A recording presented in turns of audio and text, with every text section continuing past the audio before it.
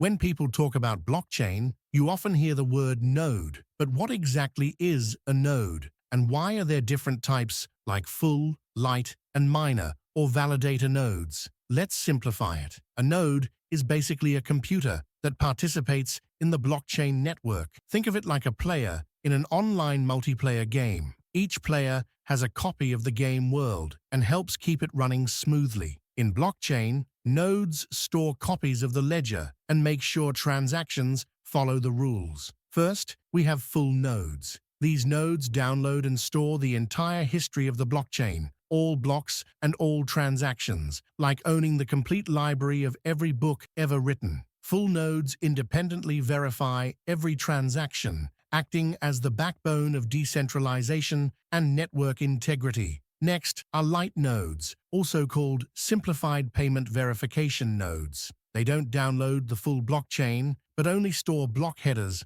or essential data, like reading the table of contents instead of the whole book. Light nodes rely on full nodes for detailed info, making them faster and light on storage. They're ideal for mobile wallets or simple apps. Finally, we have minor nodes on proof-of-work blockchains like Bitcoin, and validator nodes on proof-of-stake blockchains like Ethereum 2.0. Miners use powerful computers to solve complex puzzles and compete to add new blocks, earning rewards. Validators are chosen based on the amount of cryptocurrency they lock up, stake, and help propose and confirm blocks. Both play a critical role in securing the network and maintaining consensus. To recap, full nodes keep the entire blockchain history and verify transactions independently. Light nodes store only essential information and depend on full nodes. Minor or validator nodes actively create and confirm new blocks, securing the system.